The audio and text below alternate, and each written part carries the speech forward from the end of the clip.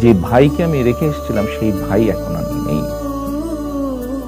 যে সুস্থ মাকে রেখে এসেছিলাম সেই সুস্থ মা এখন সুস্থ নেই। শুধু অসুস্থই নন, ওনার উপরে মানসিক এবং শারীরিক নির্যাতনও করা হয়েছে।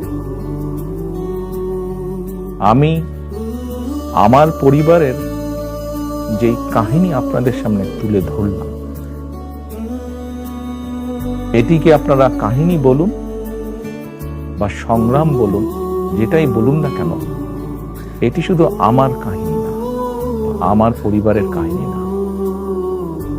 এরকম কাহিনী বাংলাদেশের শত না হাজার হাজার পরিবারের, বা যেই পরিবারের বাবা, যেই পরিবারের ভাই, যে পরিবারের স্বামী, তার ঘর বাড়ি ধ্বংস করে দেওয়া হয়েছে,